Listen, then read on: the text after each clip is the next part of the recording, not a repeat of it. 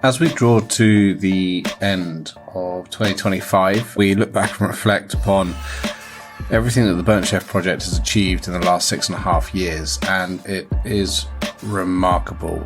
The community that we have built over that period of time exceeds close to 400 ambassadors on a global scale now, volunteers who have been trained in mental health, who are joining a caring and empathic community, and who represent us on every single continent around the globe.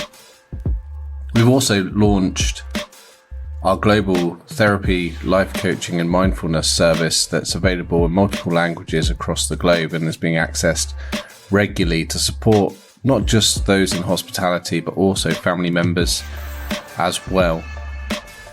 And we have reached over 140,000 downloads on our podcast as well, which brings our total number of episodes to well over 150 now. And it's with this that I'm just letting you guys know we're going to take a brief break from the podcast until the new year to allow us to look at the format, look at the types of guests that we're having on, listen to the feedback that we're getting from the podcast, and be able to launch again in 2026 with a refresh and updated version of the podcast.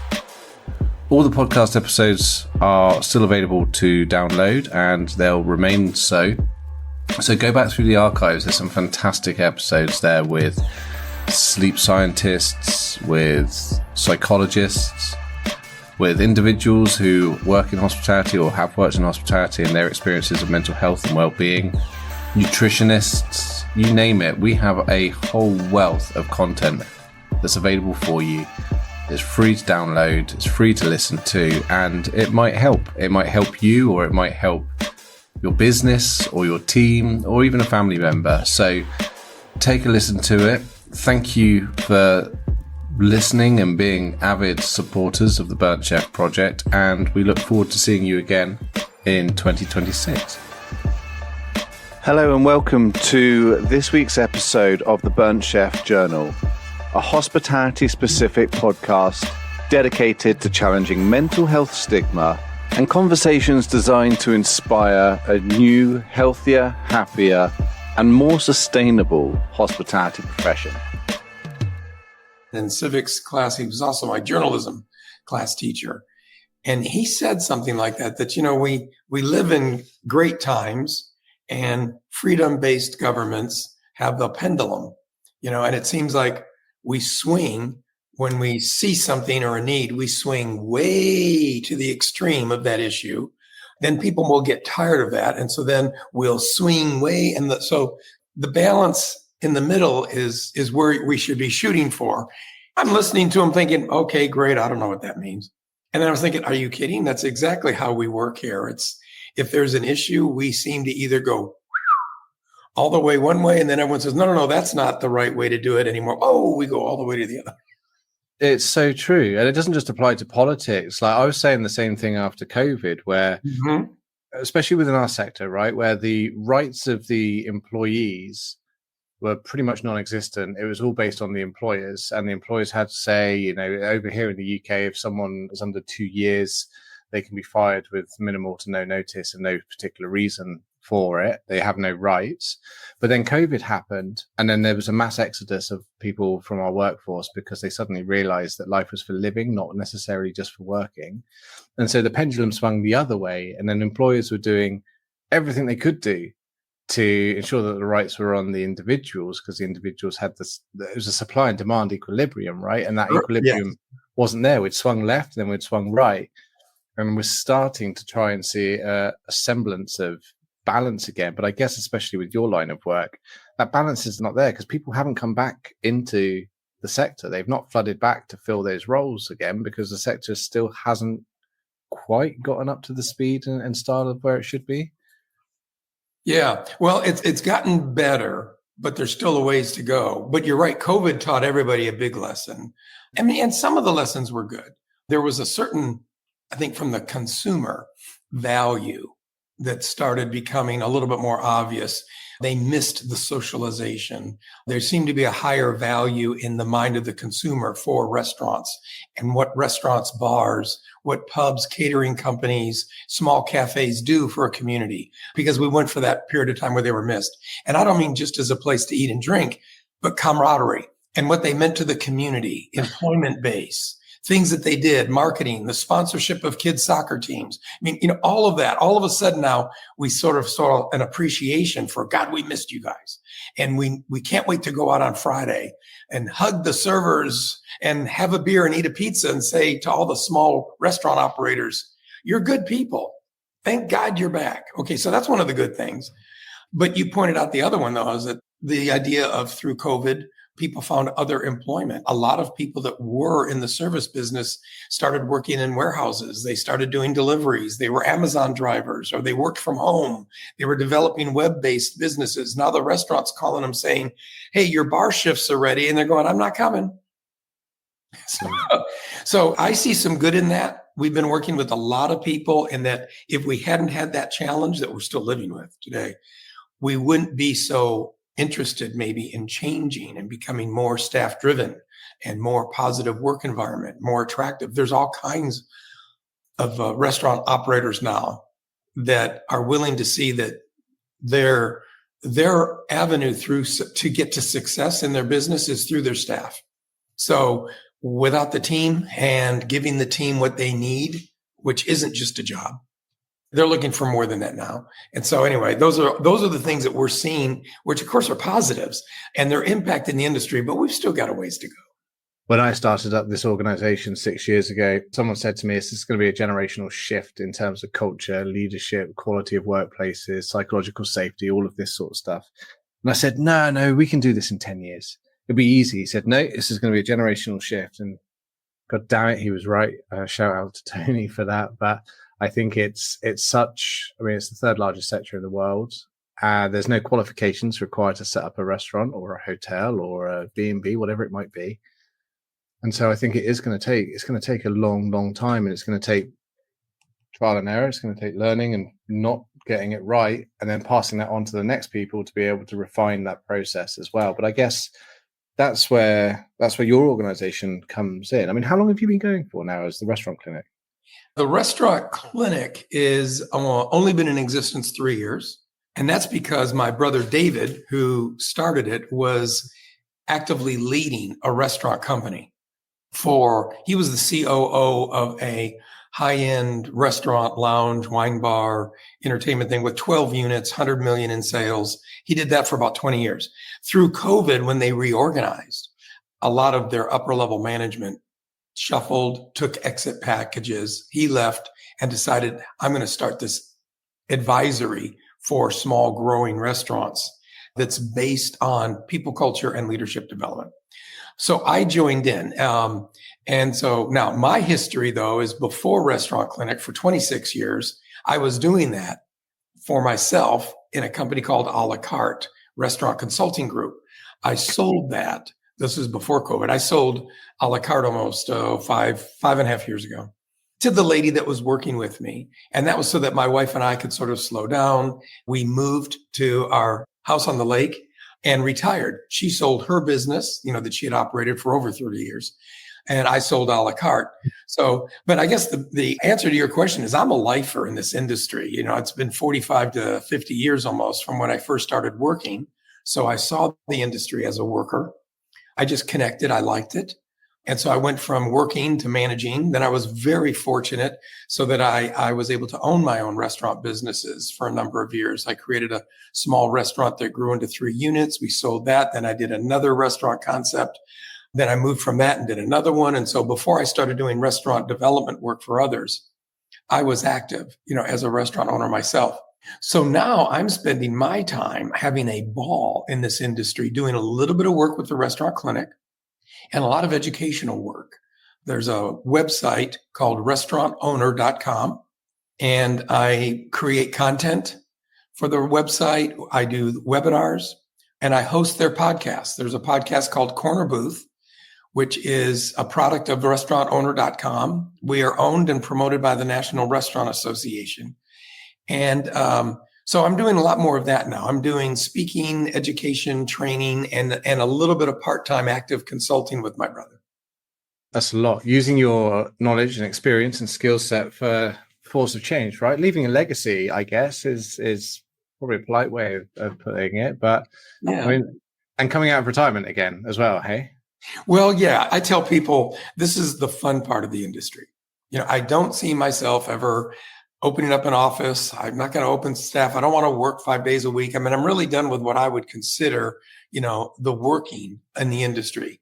I enjoy doing this type of thing. It keeps me current, keeps me in the industry and helps me to stay current with what's going on if I'm going to be creating content or teaching or speaking. So to me, that's the fun part. So it doesn't seem like work, but it does keep me kind of busy. Busy. I've just taken a look in more detail at the restaurantowner.com, and it is full of yes, free content. It's incredible. There's a tremendous amount of free, but most people become members. There are a couple different levels. A lot of restaurant owners will pay the $39 or $59 a month.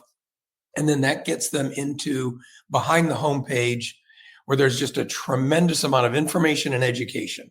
That's really what the website is based on. It's meant to inform and to educate the small growing restaurant operator. Because if you're already there, if you have 10, 12 units, if you're doing 20, 30 million a year, you've probably developed your systems by now. You've sort of settled into what works, and you probably have a small base of support, a home office with HR, with financial planning, with marketing, with purveyor relationships and things. But when you're the small guy, you're a chef-driven restaurant, or you're the mom and pop with 2 stores.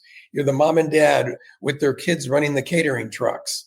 You don't have that. So restaurantowner.com was developed to be that basis, to say for a very low amount of money, you can stay informed and you can download all types of assistance, whether it's product management, whether it's people development, training systems, business planning, financial management, growth strategies. We try to put it all there. And then we bring in people to speak on webinars, and we have publications, Insights, the magazine. There's articles to read. So there's thousands of members. And I think they're very happy with the fact that this is that kind of an industry where we learn from one another.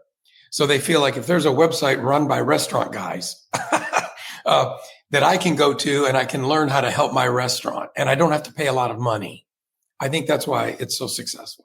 I was looking at some stats the other day, and I think they were saying that 5% of the industry is major national brands, and the rest of it is made up for independents. And my God, yeah, any startup years that hasn't started to scale and have those robust processes and has managed to survive through those operational changes and scale-up phases, the content that you have available could be a game changer and a lifesaver for many businesses, right? I think so. No, I do. And I think it has been for many. I've been connected with the website really since the late 90s, because it was started by 2 friends of mine, and they were very good on the technology and education side. And I, at the time, had my restaurant development company. I'm out in the field consulting. And so I told them I would happily share principles we've come along with, systems we've developed, and they develop them into templates and things and training guides and franchise manuals and recipe costing principles and things that, again, when you're the small guy out there, you need that, but you're so busy in the trenches. We always called that being busy working in the business and not taking time to work on the business. So the website was dedicated to that. And I fell in love with it in 1998. And basically, I haven't left. Now I just have more time for it because I sold my business. It's impressive. And from our point of view, I mean, we're a rapidly scaling startup ourselves, and I resonate with working in and working on, and it's hard. Like, you need 2 people. You need 2 of yourself and double the amount of time in the day. So I think if someone can figure out a way of increasing the daylight that we have, would be in. So lots of experience, lots of time in the game. What are the things that you've learned that our listeners can benefit from that will allow their business to perform better and allow their people to have the space to perform better as well? Yeah, there are a lot of lessons that I've learned, over the time. And I think that some of those lessons I learned early on from seeing things that you maybe don't want to do in business. And then things that I've learned later on that really work when you have the principles of people that are engaged. It's a people business after all. That's the number one lesson.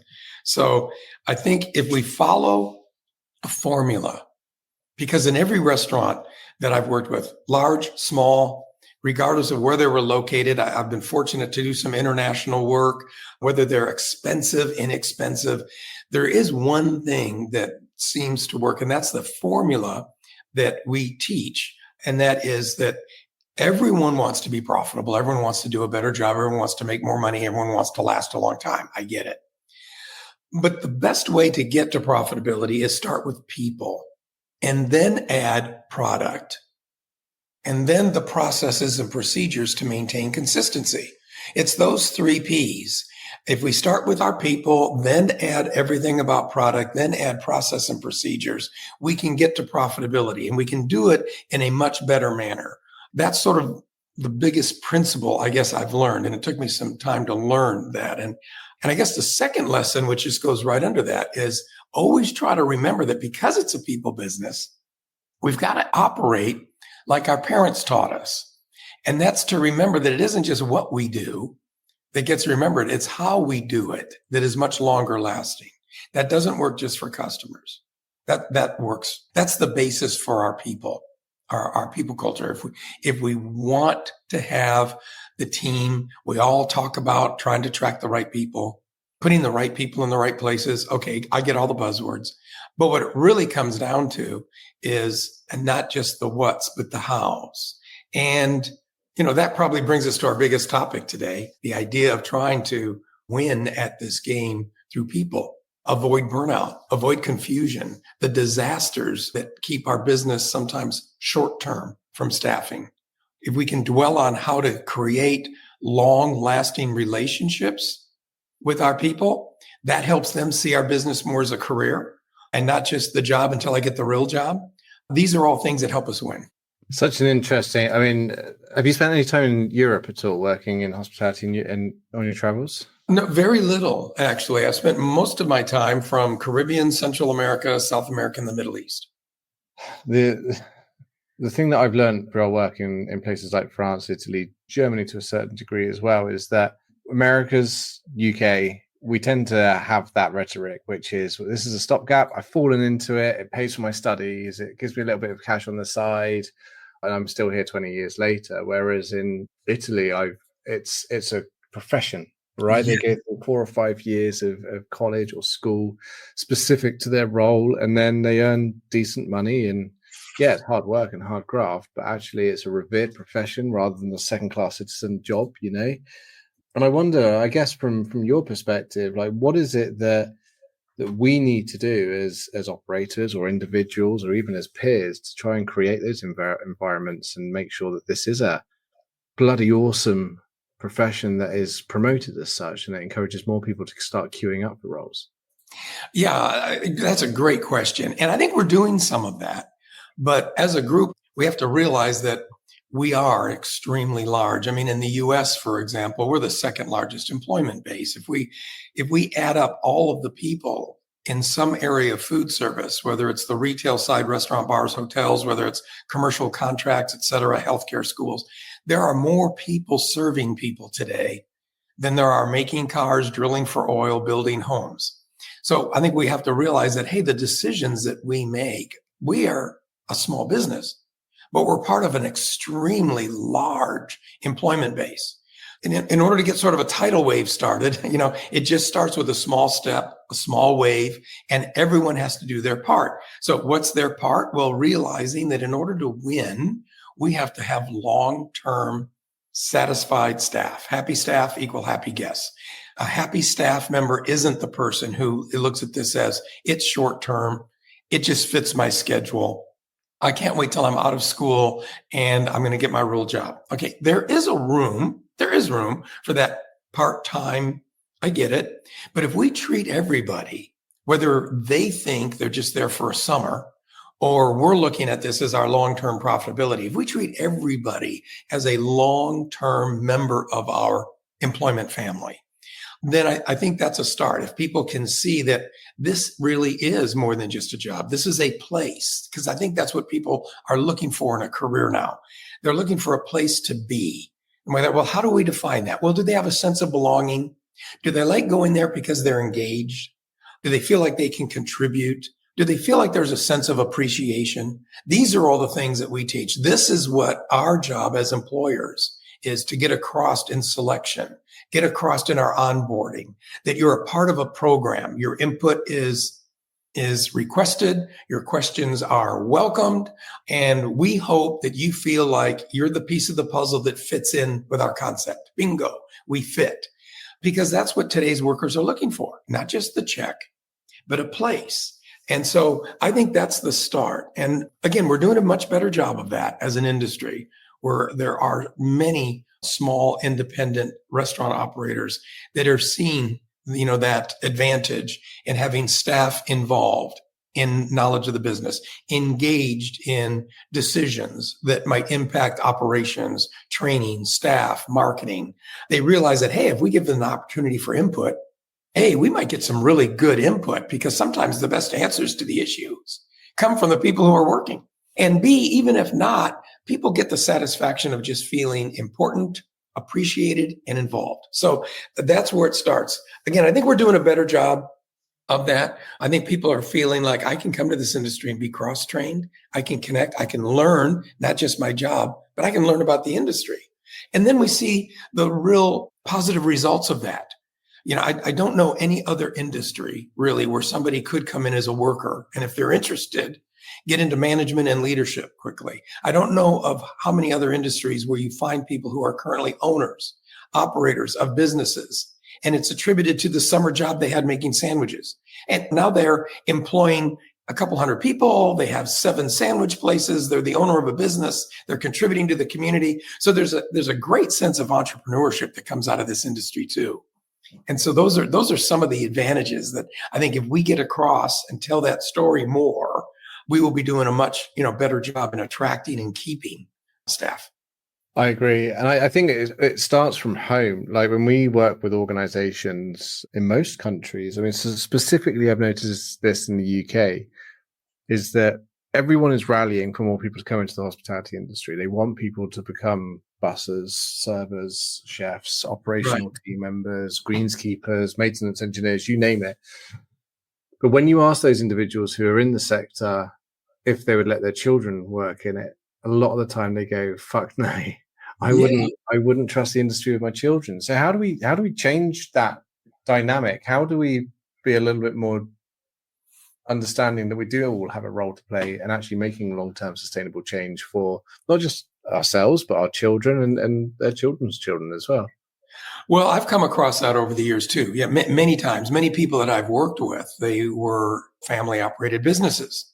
And a lot of times they would say that they did not want or would not encourage the next generation to follow in their footsteps. And we normally found the consistency there was because of the accentuation of the negatives of the businesses. They operated their business in an unorganized fashion for so long that the only answer was be there, do it yourself.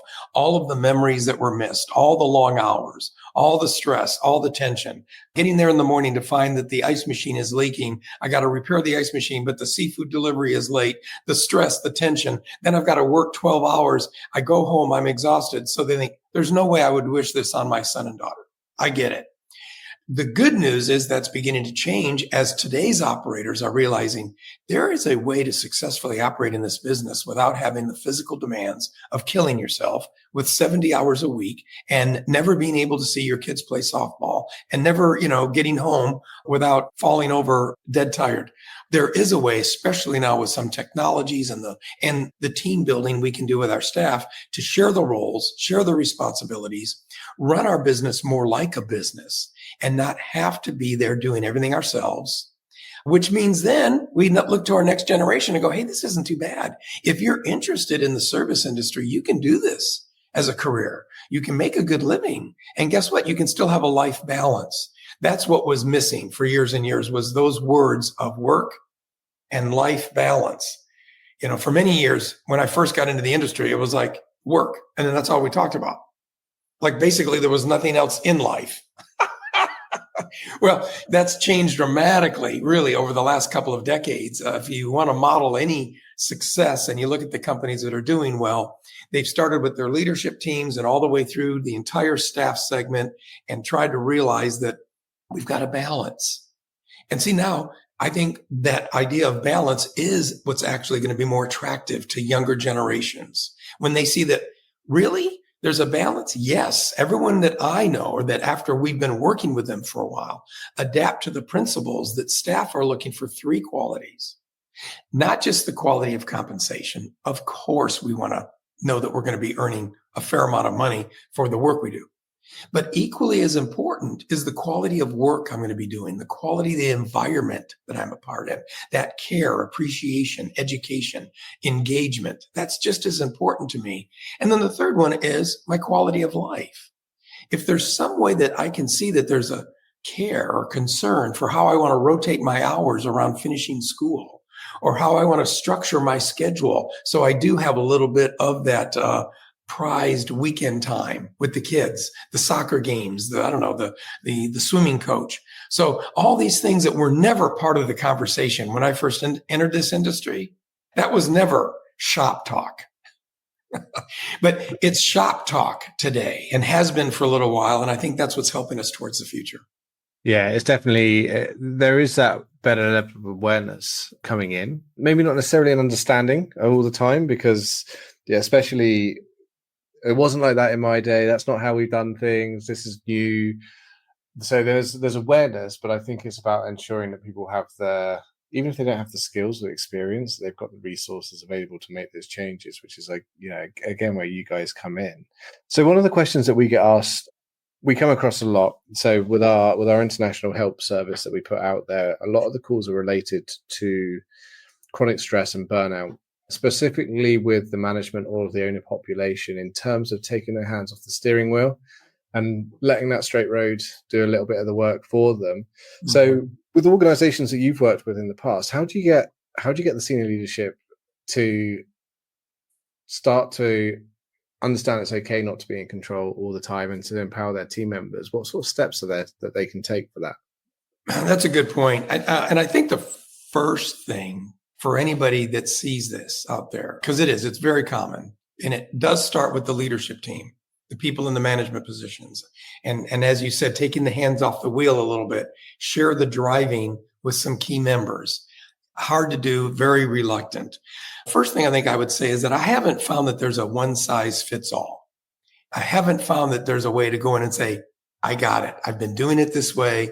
So let's do this starting tomorrow. Let's read this book and follow what he says. It's a combination of things. So I always caution people that sometimes the best advisement that they could get to help them through this situation isn't somebody coming in immediately talking, saying, I know what to do. It's the person that comes in and listens and says, let me truly understand, because there's probably some uniquenesses here with your staff or your key people, the way you're scheduling your, say, department heads. What we might see are the concerns of these shift leads.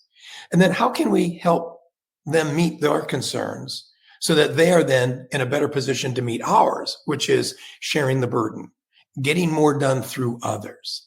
So that's how we try to approach it. So there's an awful lot of watching, observing, sitting, listening. Then you come up with a strategy, and it normally starts from the people, the key staff members, going to leadership and saying, guess what? The 3 or 4 team owner management leadership team from your key people that could help share the load, run the shifts, better connect you to your staff, and release some of that stress and tension, are going to be needing this. Some of it might be schedule. Some of it might be education. Some of it might be involvement. And the more they feel more involved, the more they learn more about the business, the more they see, so that's where I can help. That's how I can do better. I didn't realize that. So it starts with communication on a routine basis. We don't normally see that when we first start working with people. But good communication needs to be constant, needs to be clear. So once they know that they're engaging in, say, that once a week roundtable to just talk about how we can improve the work experience here. It's not a once a week meeting where we are talking about basic business, what went wrong, who did what, those kinds of meetings and that type of discussion, although in this business, it's still necessary, but those are best on one-on-ones. Having trouble with this person's performance, this person's inconsistency with quality of food. Got it. That's a one-on-one thing. In the group meeting, we're talking more about how can we better the experience. Better the work experience means bettering the guest experience. So those are the approaches, that we take. And we found that bingo, all of a sudden the team is getting more active and the team is broadening. So it isn't just the 3 people with the hands on the steering wheel running the opening, the mid, and the closing shifts and being exhausted, overly stressed, and everybody else is disconnected. We now create a connection. We're spreading it out and we're lessening the stress and confusion. If you're enjoying this week's episode, consider heading over to our website and supporting our ongoing work in destigmatizing mental illness and creating a healthier, happier, and more sustainable industry by purchasing some of our branded merchandise. We have a whole range of t-shirts, hoodies, chef's jackets, well-being journals, plus a whole host more available on worldwide dispatch.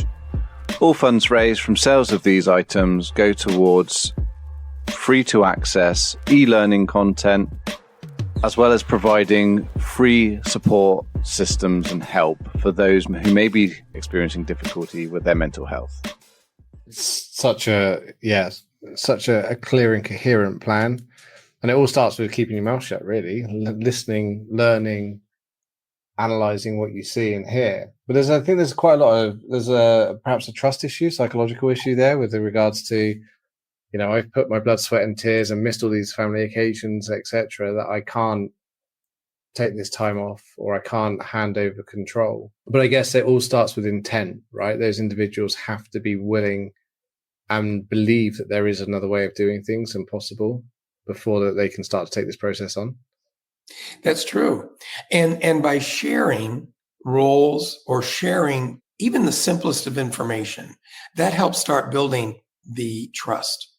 Because a lot of times we'll find that, the people are so entrenched in the way they were doing things and they feel like I'm the only one that can do it because I know this. So we start telling them, if you share a little bit about your business, if these people know more than just the specific duties they have to run their kitchen or to run, the service, if they know the intention, if they know the why is it that we're doing this? Well, we're trying to increase customer count. Okay, where do we stand on that? Well, we're trying to increase our revenue through our per person check average. Have we shared that with the staff? Do they even know what that is?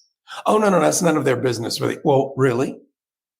Okay, maybe if we share the results that we're looking for, we can get help from others, the quicker avenue to get to those results. So we found that even sharing information, some people are entrenched going, as in our numbers, our cost, profit projections. Oh, no, that's none of their business. Of course it is. It's the only business. We have one business. So this business is all about satisfying guests. And the only way to do that without you guys continuing to be entrenched in an old way of managing that is killing yourself. And by the way, losing staff because they don't feel connected.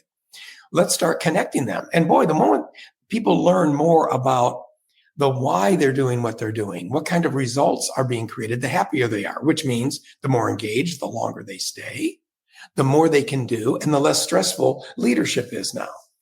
So it takes a little while to get there, but that's kind of how we do it. And it really works.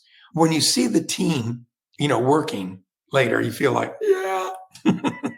It must be quite a proud moment, because what you've managed to do is not just change one person's life or how a business operates, but you've changed the entire dynamics and the lives of the team members and their perspective on what their future looks like as well. It's quite profound. And it goes to your earlier point, about how the industry is looked at. Because, we just take that small thing, which might take a little while to get to, that positive work environment where people feel connected, important, and engaged. Okay, now guess what? Those employees, are staying longer, they're happier, they're doing a better job. So the performance of the restaurant is going up. That's just number one. How about the future of the restaurant when we need more people?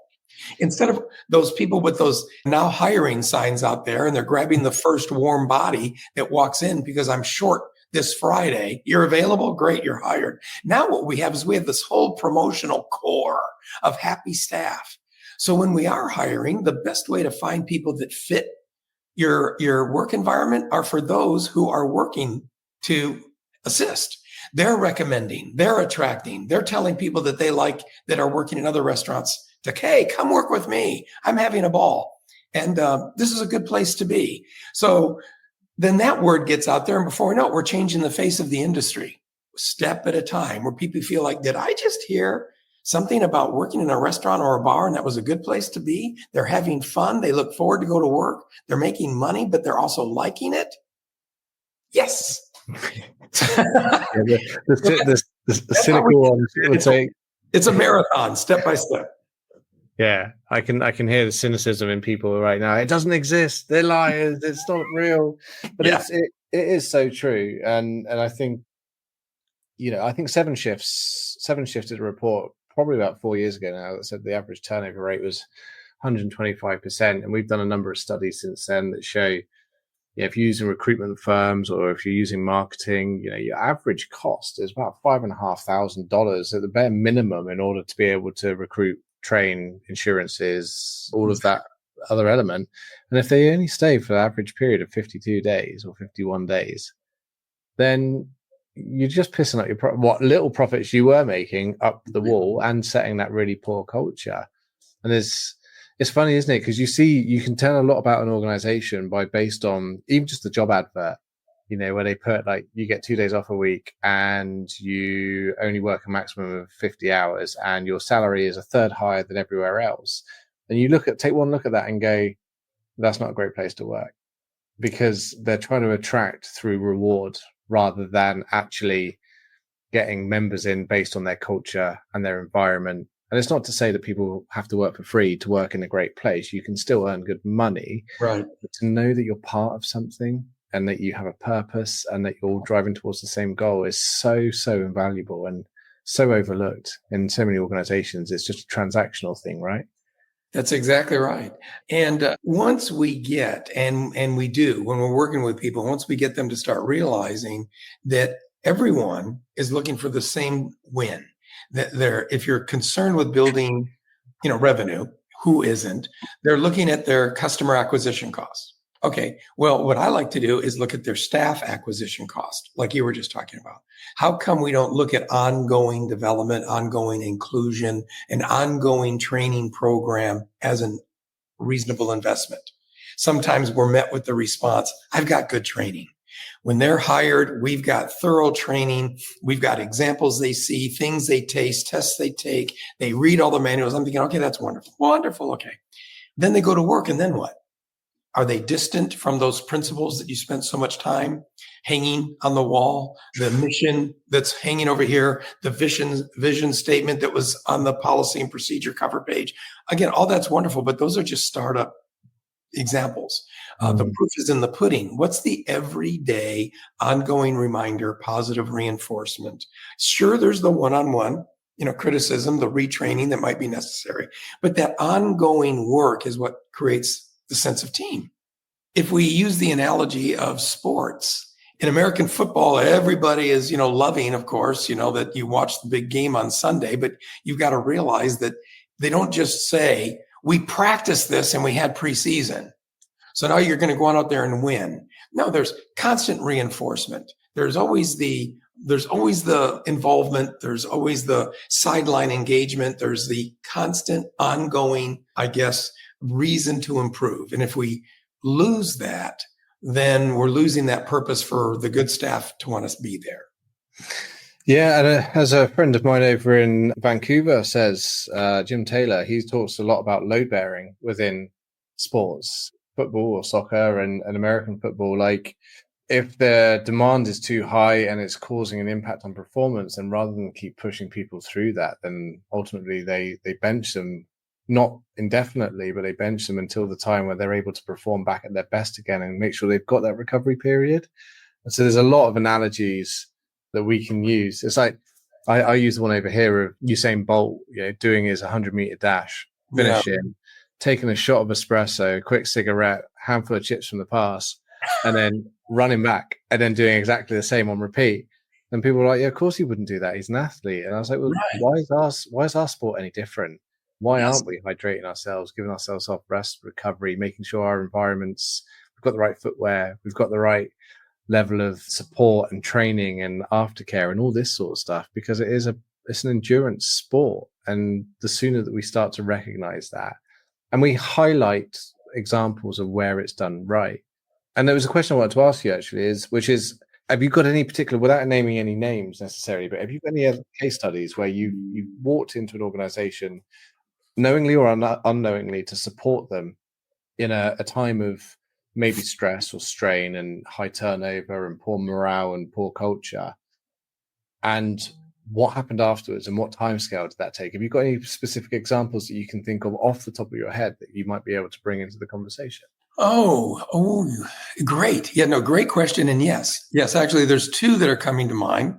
And it's good because they have that similar situation of ownership, overwhelmed, stress factor, and then we had to work together with the steps that we talked about, and we're seeing positive results. One is a single unit, husband and wife team.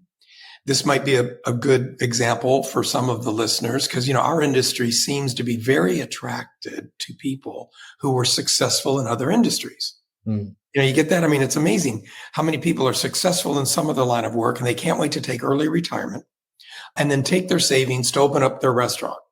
It's just something, people can't wait to jump into our industry. I mean, I don't know of any other industry where people say, I just can't wait to go get into wholesale distribution. I can't, but people want to take their particular mother's marinara recipe and open an Italian joint, or somebody says you make the best pizza. So I can't wait to stop what I'm doing. I'm going to stop selling oil equipment and open a pizzeria. Well, anyway, one of my examples is that. This is a husband and wife team, and they were in their, professions that were technology, computer related, but they wanted to move back home, smaller secondary market, and to raise their family. And that's what they did. And so what did he do? He bought his friend's burger beer place.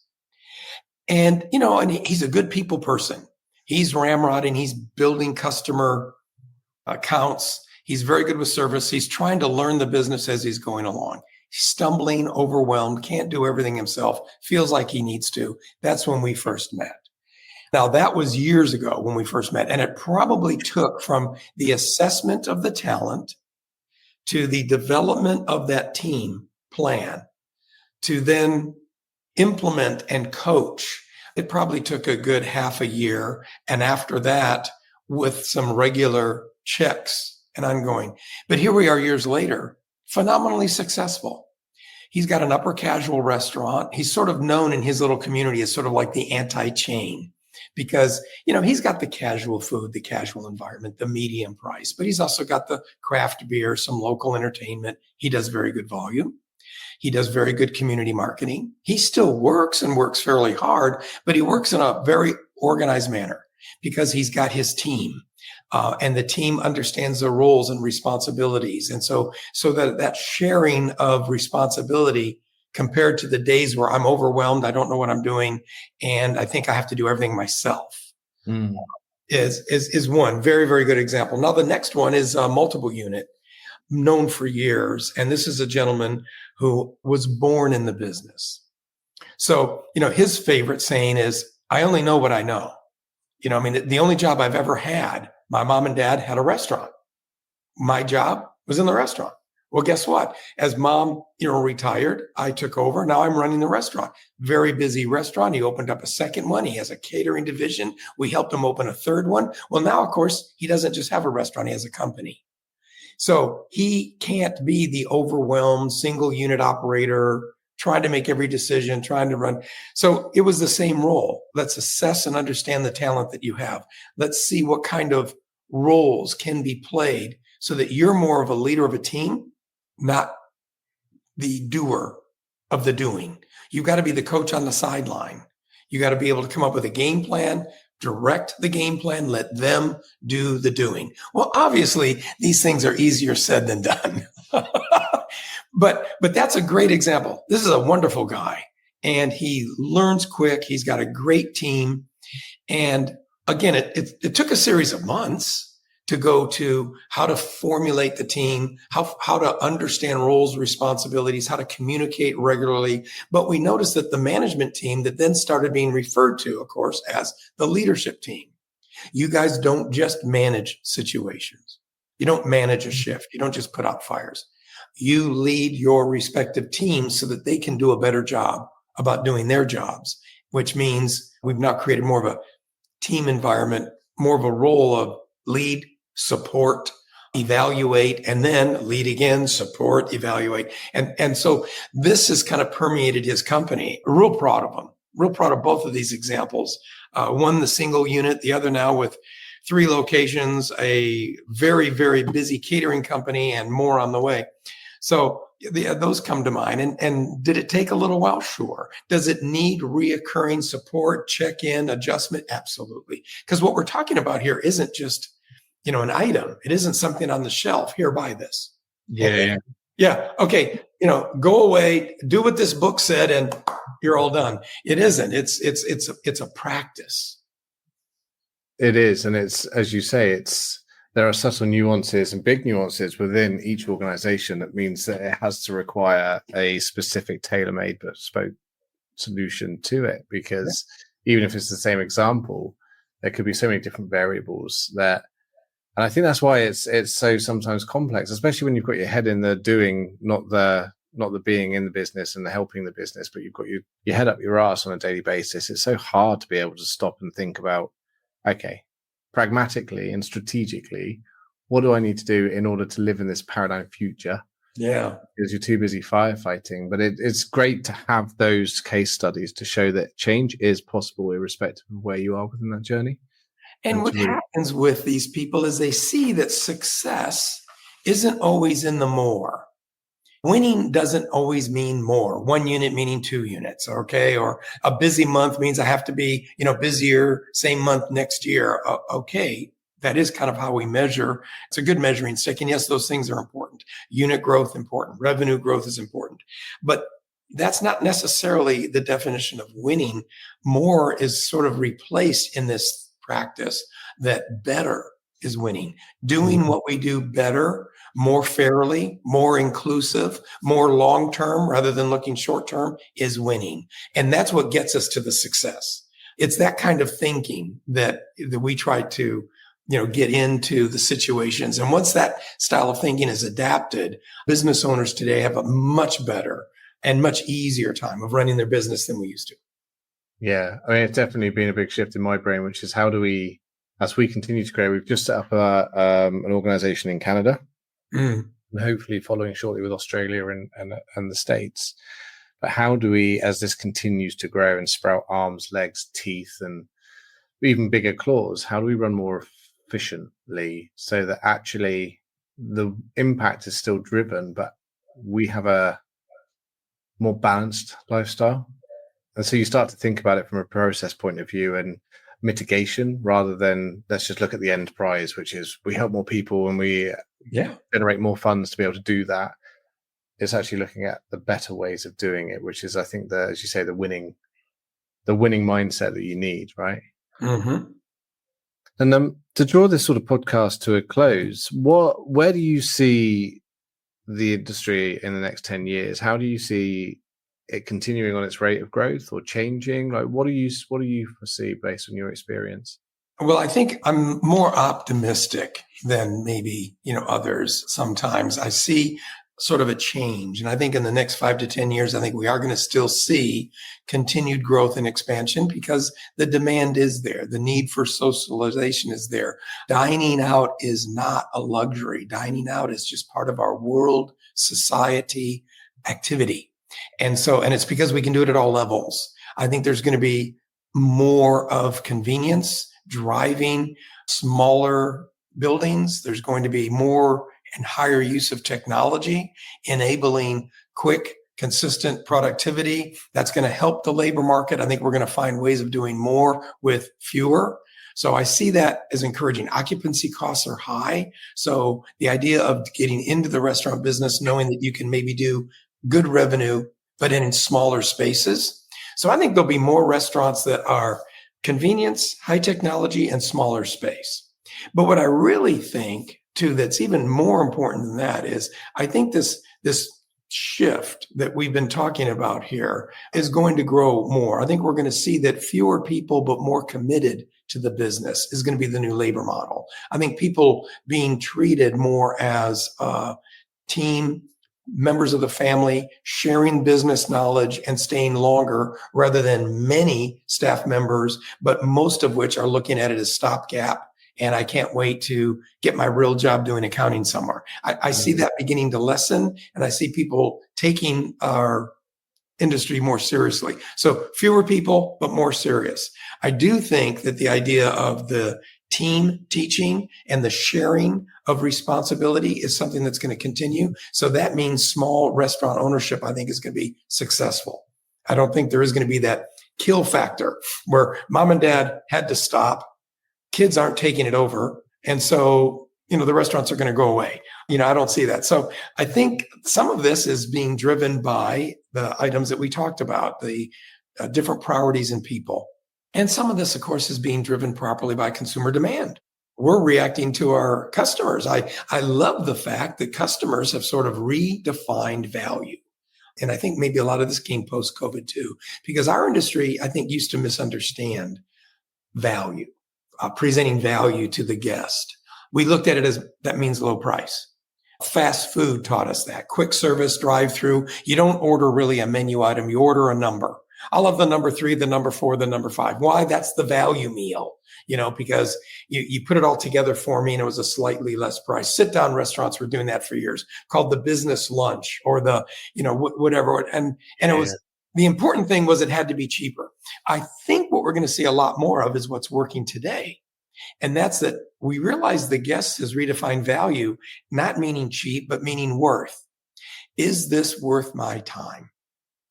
Was this worth my, experience? So they're looking at the whole experience. So of course it's quality. Of course it's service. Of course it's the cleanliness, but it's the overall experience that you create, which you can create through delivery, through carside pickup. We're challenged by how to master convenience in an age of still delivering the service that people deserve. And I think in the next 10 years, we're going to get better and better at that because the customer wants both. And that's what they're valuing. So we're learning that cheap means cheap. I mean, if you want to sell something cheap, fine, you can sell it. But cheap doesn't mean value. That's not the attraction anymore. Was this worth my decision? Will I make this decision again? That's how people are defining what they do and where they go now. And I think more of the industry is going to move that way in the short term. I agree. It's interesting shifts, isn't it? Because there's still people who have that mindset of, oh, that's expensive or oh, that's cheap. But it's like I've had conversations with my friends about this for years. I say, don't look at the monetary value of it, work about whether or not it's good value. You might spend $150, $200 on a Michelin star meal. That's expensive in the eyes of money compared to a loaf of bread. But would you go back there again? Would you pay the same amount? Did you feel fulfilled? Did you feel like it was an experience? If the answer is yes to all of those things, then irrespective of the price, you got the value from it, right? Yes. That's exactly right. And I think that's what ties nicely back to the point that we spent so much time on earlier. And that's the idea of the work environment, the importance of staff, how leadership needs to change, because you've got to create that whole experience. We can't just rest on our laurels and say, well, we're going to be busy forever because I've got the best fish and chips. I'm known for the best triple stack hamburger. Wonderful. But guess what? If the people don't see the whole experience, if they don't feel like they themselves were valued, if you didn't make it convenient, if the service wasn't friendly, let's watch how quick they might value you less and value some other decision that they're making sooner. So we're now challenged to do the whole. We can't just rest on one piece anymore. Yeah, it's so true. Shout out to Georgian Terrace on Peachtree Street in Atlanta, because the team there I mean, honestly, the service were incredible. Every morning they would greet you by your name. You'd have a cup of coffee. I mean, my God, I drank so much coffee in such a short period of time because they just kept topping me up and then sent me away with a takeaway as well. And it was such a pleasant stay that I wouldn't hesitate to go back there again because of the fact. There you go. I felt seen. I connected with people. It was service at its finest, and I think there is hope. And when I first came to that realization was very early on. And at that time, it was just a passing thought that was mentioned. But I can remember my very first job when I was 15 years old, my very first manager who had a tremendous impact on me, this big burly guy named Ray Nardoni. But I can remember when he said, Chris, if you want to be successful in this business, remember something, that when this customer leaves, they've got to leave so happy with the experience that they'll remember that. And here's what they're going to remember. Long after they forgot exactly what they ordered, long after they forgot exactly what they paid for what they ordered, they're going to remember how they were treated. So when they drive by the building, they got to look over there and go, oh, we need to go back. Remember, we had a wonderful time there. That they're not going to say, oh, that's the place I paid whatever, $45.50 for my sirloin. No, they're going to remember how they were treated. So, I mean, I heard that as a 15-year-old kid and I'm going, yeah, okay, sounds good. And that principle is more true today than ever before. Yeah. Yeah. Well, it's the old school way of doing business, isn't it? Like, we didn't have mobile phones, technology. We didn't have quick service restaurants. Mackie D's was still, relatively young at that stage. Mm-hmm. And yet businesses did well, and they did well for 20, 30, 40 years. And sometimes most of the time, it was about organic reach. There was no pay-per-clicks. It was about getting to know, being part of the community, giving back, making sure you had a good reputation in terms of employment. And I think the more advanced we get, the more we need to go back. Like, it's kind of the most ironic thing about human existence. I think the more advanced that we think that we are technologically, the more actually we need to start working backwards rather than forwards. That's progress. But Chris, a really fantastic conversation, and would love to chat to you more as well. If people wanted to find out more about yourself and to get in contact, how would they do that? Well, go to therestaurantclinic.com, the website, therestaurantclinic.com. You can read a lot more about the principles we discussed there. You can reach me there. You can reach me through a direct email, and that's just my name, Chris, at christripoli.com. I'm on Instagram, Chris Tripoli FCSI. So sure, reach out. Happy to talk to anybody more about these or other items at any time. It'd be great. Amazing. Chris, thanks ever so much for sharing your experience and being part of today's podcast. Cheers, man. Well, you're doing good work, and I appreciate this time. Great conversation. Thanks, Chris. Thank you.